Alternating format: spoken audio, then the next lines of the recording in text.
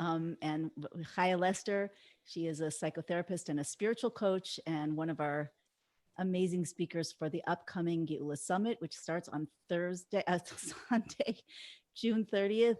Minute. www.globalgeulasummit.com. www.globalgeulasummit.com. And we are here to talk about the mystical and transformational side of relationships.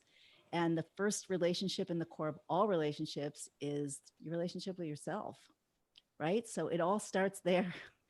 And we're also going to cover, it's going to be pretty short, this is a preview, but we're going to do our best to at least touch on some fascinating points about the origin of the conflict between men and women and the rectification for that, and how our own personal work can uplevel and transform all of our relationships, and how it has to do with the cosmic transformation.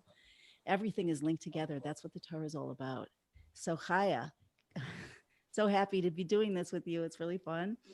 Let's just maybe we can start by talking about where the first relationship went wrong and what that did to us, and then moving on to like, how we can start to transmute that or transform that. Right. Well, of course, we all know about Adam and Eve and like how they really messed it up for the rest of us, poor guys, imagine that. Like, doesn't know. Let's just give a quick recap. Having to be the first two humans with our current consciousness created, and then sort of being the epic example of the fall of consciousness from the tree of life, sort of everything is perfect in the universe, to eating of the tree of knowledge of good and evil, and the like kind of shattering of consciousness that comes with that, and the dualities and all the pains of the rest of history.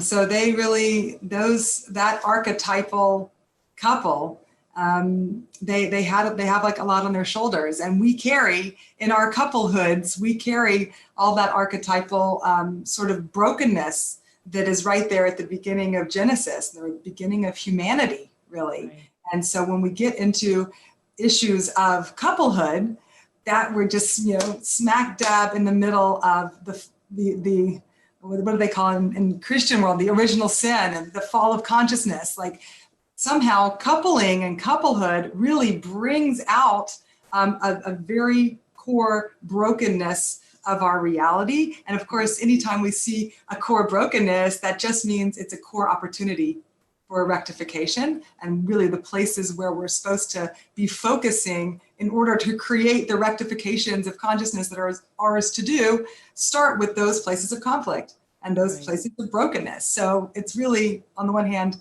it's a sad tale, but on the other hand, it's the ultimate tale of transformation.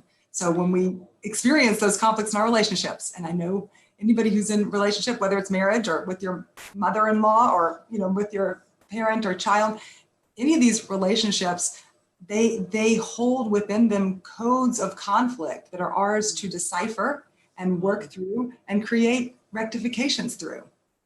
And I'm sure you would agree that this is part of our purpose, that we're here on the planet to do these rectifications, and not only for ourselves, but each time, and this is so amazing to really, really know and understand. Every time we shift something even little in ourselves, it has a ripple effect, not just in our own world, which is understandable, but in the world as a whole. So it's really, really exciting. It's really cool. I'd love it if you just, sorry, what were you going to say? I want to jump on that because so often when I'm working with couples, when they'll come into therapy and be like, oh, woe is us, we have this problem, probably we should just get divorced. And I'm like, no, you got it backwards. You have the problem. That's the point of being married. Usually when people see the problems in their relationship, they think it's, the reason why we should just end it right here and now. But the truth is, the problems in our relationship are the reason I've chosen this person, that they should bring up all of these issues and all these challenges. That's the purpose of relationship, not the ending of the relationship. It's really the beginning of what the relationship is truly about. And so that's really, that's the key right there, is to know that if you have troubles in your relationships, it's not that there's a problem, There's not a problem with the problem, but the problem is supposed to be there for a reason. So that's one core place to begin. Yeah. That's really deep. I'm torn between wanting to just take a moment of silence to let that really sink in. And I also do want to say that this clearly applies to every single relationship in our world. It's not just if we have an intimate partner True. relationship, it's not only there. It's as you said, parents, children, siblings, co-workers, employers, neighbors, and then people that we don't know from farther away. Every time we get triggered by somebody, there went my earphone. Every time we get triggered by anybody, this is a fundamental principle also brought down by the Baal Shem Tov, the founder of the Hasidic movement and holy Kabbalist and sage, said that whenever you judge someone else, it's automatically pointing to, or whenever something bothers you about someone else or anything else, it's pointing to something in you. Either it's something that you need to rectify in you, depending on your emotion, whether it's annoyance or concern. If something comes to your attention, there's always something to rectify in you, or if it's something, if you're disturbed that someone's suffering, then it came to your attention, then you're meant to help them. But it's all about the rectification, which in Hebrew is tikkun, right? I want to just add that there are cases, and obviously you know this better than I do as a psychotherapist. There are some cases where you're meant to learn the lesson and then move on, and maybe the lesson is moving on, having the power to move on. But it's always about the rectification. Always, it's always about the tikkun. So I do just want to leave a moment of silence for that. Like, just think for a second about any relationship that you have, and if you can actually absorb, accept, and allow for the fact that the reality of how God created this universe, that it's here for you. It's here for you in one way or another. It's here for you. And as it's here for you and you engage with it in that way and from that perspective, as you move through it, it will have a ripple effect throughout the entire cosmos, because that's how we're designed. Each one of us is at the center of the universe, which leads me, that's not coming from me. That comes from the Torah. Everyone contains the world within us. It's totally holographic. I want to just turn this over, next question, to Chaya. And this is a good segue. So actually, I think Chaya is the first person from which I heard the word that's used for the process of God creating man and woman. It's much deeper and more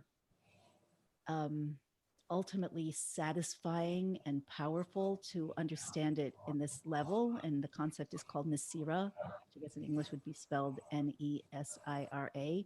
So Chaya, if you could explain what that is and then what it means for us. Right. People So normally this is tell the story that Adam was created first, and then Eve is just taken from his rib, and she's second. It's not like that at all. right. So what you're referring to so beautifully is the story of, actually it's the stories. It's really two creation stories that we get at the beginning of Genesis, chapter 1 and chapter 2. We get two stories, and it's a little strange that, wait, why are there these two stories? On the one hand, the first story is that God created man, male and female. He created them, is the first rendering of God creating man. And then Right. Next chapter, all of a sudden, Adam is man, the masculine of human is alone. And God then says, it's not good for a man to be alone. I'm going to pull out of the rib of the side and make the female. And now there's male and female as two separate entities. So you can look at this if you just read on a short, simple level and be very confused by the strange double stories. Although what beautifully happens with the Arizal, Kabbalistic master of the Arizal, is that he reads the stories as one story with as a progression, as a process. So the first step of what happens in relationship is that first story, which is God created them male and female. And the vision there is so, it's like Jewish sci-fi. It's amazing that the first human was a male-female merged hermaphrodite, male and female, one creature sewn together by the spine, facing opposite directions. So imagine this, and the best of Hollywood's abilities to create sci-fi. Like, imagine this creature,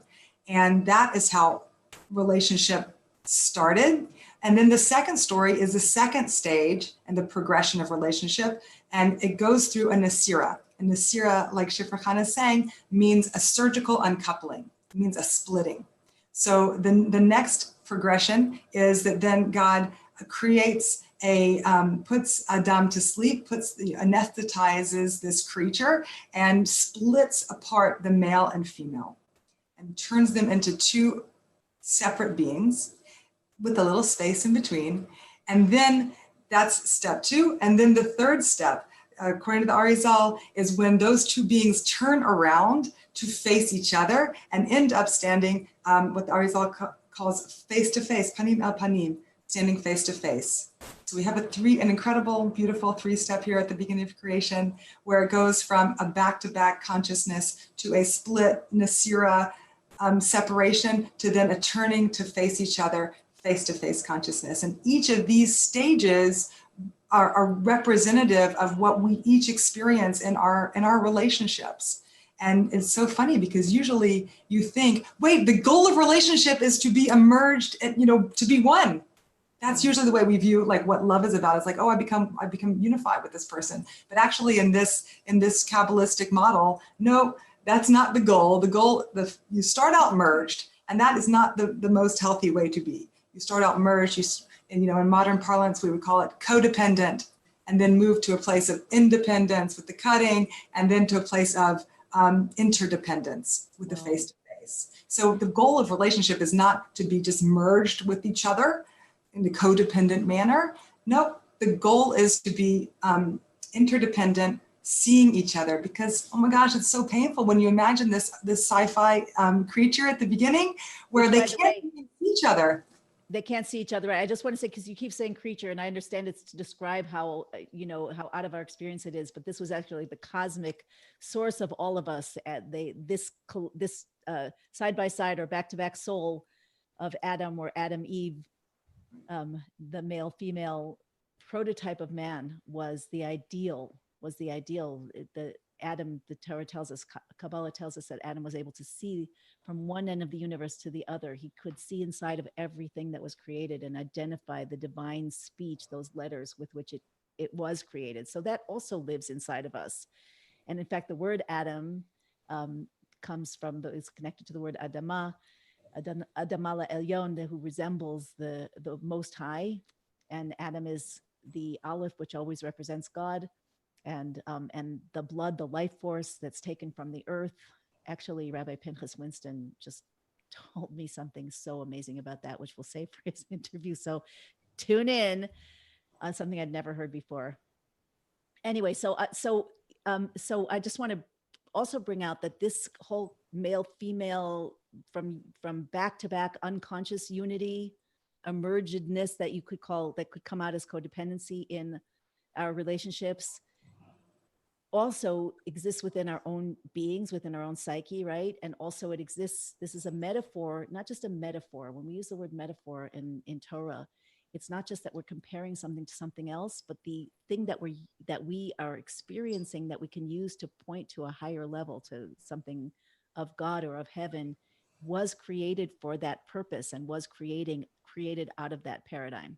So the male-female relationship and the inner, human conscious unconscious relationship that we all have with ourselves that projects into our human relationships is also the relationship between God and creation. So God also split, so to speak, part of himself off, which is called the feminine part, the Shekhinah, and that's the source of everything that exists in this world. That's the immanent indwelling part of God. So if you have anything to say to add to that, Chaya, I'd love to hear it. Although we'll talk much more about this again in Chaya's interview, which is July 14th, I think, right? At 11 a.m. Eastern. Yes.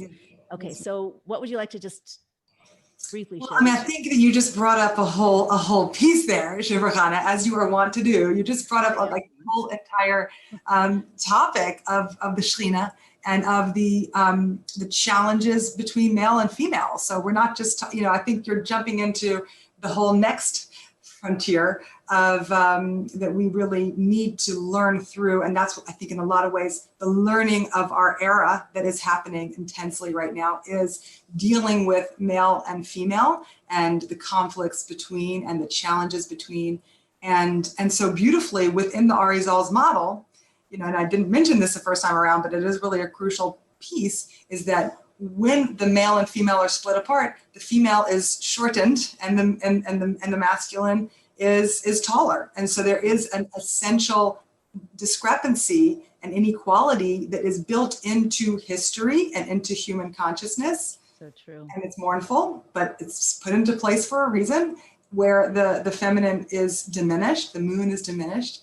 And the entire point of history is to evolve out of that place of inequality, the turning around that they do, and the tshuva that everybody does, that turning tshuva that's done by both sides to then come into face to face.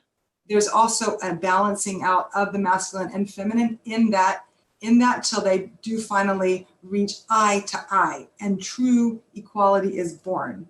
So listen, I call myself a Kabbalistic feminist. I believe I am a feminist, and I know that has like a lot of baggage for a lot of people. But for me, I feel like there's something incredibly redemptive about the feminist movement. I feel like it's something that has been in our prayers and in our human evolution workings for centuries and thousands of years to get to the point where now women do have the equality on the ground that we have been wanting and deserving, and it fits in and dovetails so beautifully with so many of our Kabbalistic sources. Yes. So, it's part of Geula, it's part of redemption, it's part of prophecy. So the fact that, and even the fact that men are discovering their feminine side and women are discovering their power, it's all, as you say, that balancing act that also is balancing heaven and earth. It's all the same. It's all happening within our own beings and within our own lives. And that's what's so incredibly powerful. So exciting. Such a, I always say this is the best Gilgul yet. Gilgul, by the way, means, if you don't know, incarnation. Like, this is the best incarnation to be around for.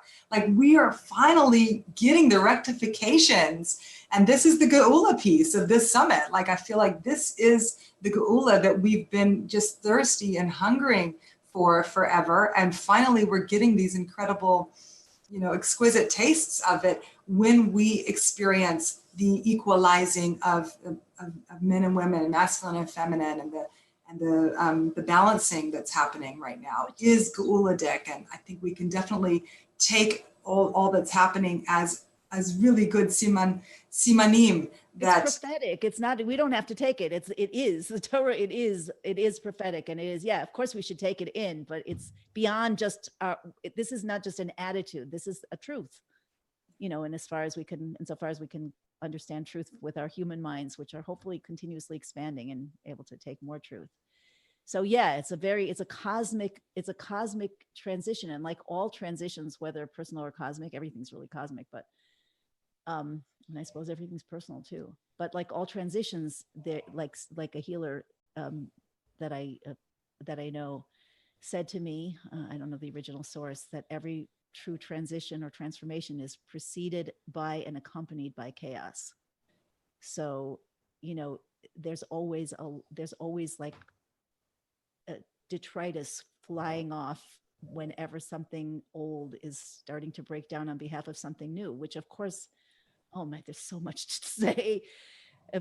We see that in the world, right? With systems breaking down and the polarization in politics. It's the same topic with things that the world that, I say this, I've been saying this lately frequently, but the world that we're living in now, none of us grew up expecting or imagining a world that looks like this, much less our great grandparents. Imagine if they walked in, somebody once asked in a class I was in, what would your great grandparents be more shocked by, the splitting of the sea or the internet? And obviously the internet, but we take these things for granted. The world is changing so fast and in so many ways. So all of the breakdown, the chaos of all breakdown, whether in relationships or in the way that you see life as an individual, or, something you thought you knew, the transition, the breakdown of the more patriarchal hierarchy on behalf of something else. So in this chaotic period, of course, some things are going to be good and some things are going to be less good, but it's all for the good. And that is across the board. And that's what we have to tap into, because our consciousness, in a very, very real ways, helps to determine how things come out into the physical reality. I just have to say this. I heard from a wonderful rabbi, from my home state, Rabbi Feller, a story long, long ago that he took a group of college students in the 70s to see the Rebbe, the Lubavitcher Rebbe, and one of them asked him, and I'm probably quoting a little bit incorrectly, but it's basically on target. One of them asked him, Rebbe, is it true that you do miracles? And the Rebbe said, what's a miracle? If you can change something in the world of the physical world comes from the world of thought. And if you can just change something in the world of thought, automatically something changes in the physical world. Now, that sounded very esoteric and out of reach in the 70s, but what about now? Does that sound so unfamiliar to people? And this is just another sign of Geula, of heaven merging with earth. So I'd like to just end with asking you to just touch on one other aspect of this extremely fascinating paradigm, and that is the unconscious. We talked about this just a bit before we got on this live, the unconscious and the conscious, and our own personal, we are in a state of back to back where we don't, our conscious thinks one thing and our unconscious thinks something else, and there's a conflict. That's why when we really think we want to do something, we start out all gung-ho, often before too long. If it's something that we've been working on for a while, often, there's just a breakdown. We want something else. So just speak to that, because that really is the core. That's the core of all of this cosmic rectification and personal rectification and cultural rectification is the personal rectification. Yeah. Well, I'll hook it back up to what you were saying about Adam, because so beautifully, Dam is blood, but it also is at the root of Dimayon, which is imagination. So we're not just human beings, we're human imaginings. We're like human, that's our job in this world, is to imagine. Our job in this world is to imagine bigger realities and better, higher realities, and to use our faculty of imagination as, we're these little humans in these clay forms, but we have been instilled with the ability, a divine ability, to imagine something bigger. And so having the skeleton key to our power of imagination and our power of our unconscious self is, I think, the keys that we're all like searching in our bags for right now. When you get to the door and you're like, oh my God, where's my key? Like, we are searching for the keys to our unconscious and our imagination right now, because that's what is going to unlock the door to Geula. Is the ability to deepen into something so much more than our intellect and our small cognitive box of self that we live in, is when we're making this leap into the collective unconscious and into the realm of dreams and prophecy and imagination. And of course, everybody here in Israel knows that there's this idea that when the majority of the Jews in the world are back in the land of Israel, the power of prophecy will return to us.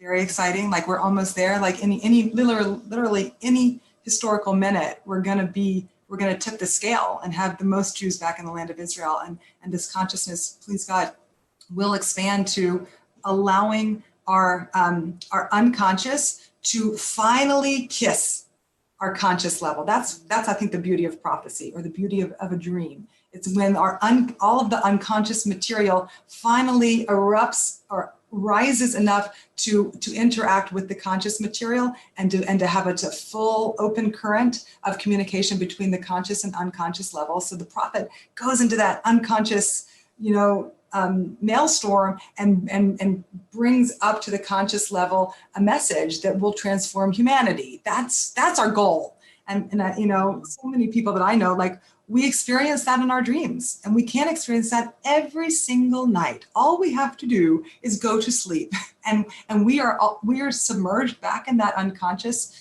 state. And so listen, I'm a big dreamer. I am a dreamer. I'm committed to prophetic dreams sometimes.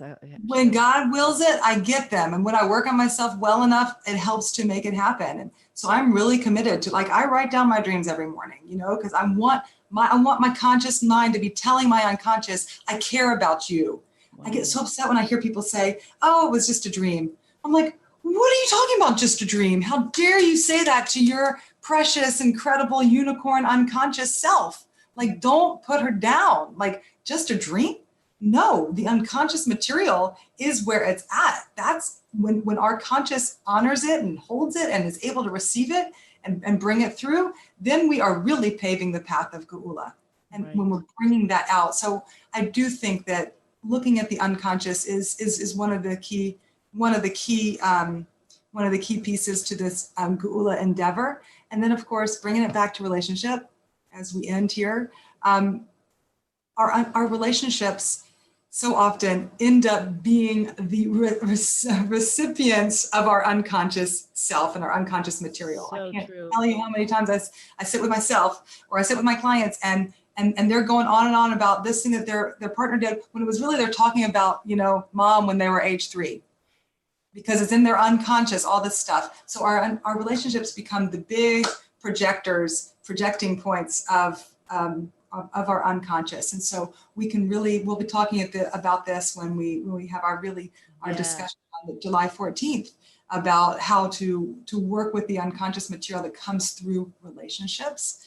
So just a shout out for that, because so little piece of homework, for myself and for all of us is like, try to notice when you're doing unconscious things within your relationship, projecting unconsciously onto your partner that they're, your kindergarten teacher when she told you what a bad drawer you were or whatever, trying to bring those unconscious places of trigger into consciousness, it'll transform your relationships because you'll realize, oh wait, I'm looking at you, you're my partners. Again, it's the back-to-back versus the face-to-face. When I'm in back-to-back is when we have unconscious projections. I'm not seeing my partner.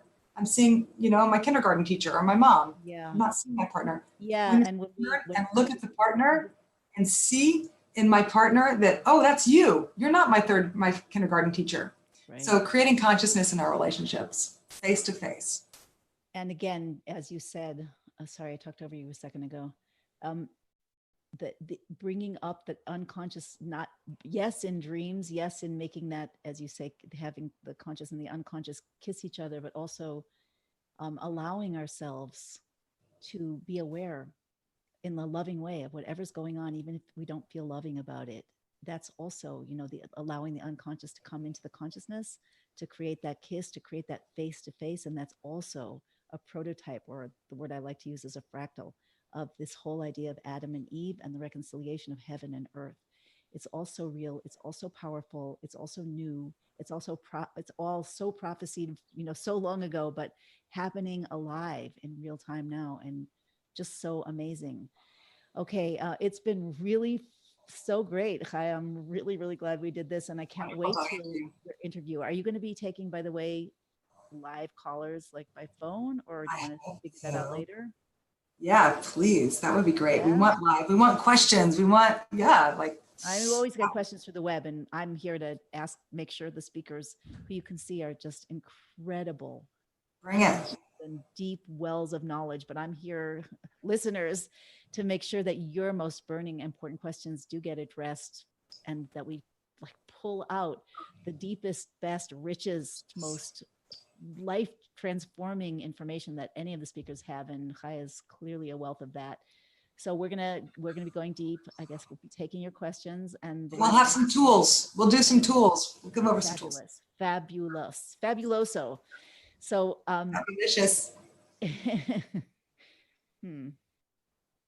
have to think about that. Okay. Use your imagination. Yeah, I just need I have too many thoughts in my mind. I'll have to once we're done.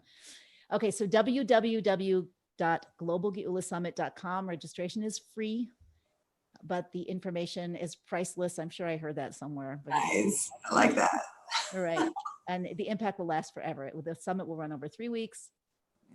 One interview every day, a couple of days, 2 interviews live, available by replay. Also, you can purchase the downloads if the replay period is not enough, or if you want to put them on your devices, have them forever. You can find about all of that on the summit registration page, www.globalgeulasummit.com. And the last thing I want to say is Chaya mentioned Israel and the return of prophecy. And Israel is the heart of the world. We'll be having at least one of our speakers is going to be talking about Israel and the universal Israel and the Israel within each of us, and the relationship of the land of Israel, where we're sitting now. We're just a few blocks apart, actually, here in Jerusalem, physically speaking. But the land of Israel, when it is rectified, meaning when the Jewish people are living in this land, peace will radiate out to the entire world. Prophecy will radiate out to the entire world, just like the heart. When the heart is at peace, the whole body's healthy. And I'm really eager to talk about that and bring it up because there is so much misinformation and hype, like negative hype out there. It's just all fake news, you know? Anyway, Geula is for everyone. And the summit is for everyone. We don't care at all what your background is, or how much you know or what you believe. We just want to share with you, and can pretty much guarantee that if you come, if you resonate with anything that you've heard and you show up, it's gonna really change your life. So thank you, Shifra. Thank you so much, Chaya. Thank Bye. you.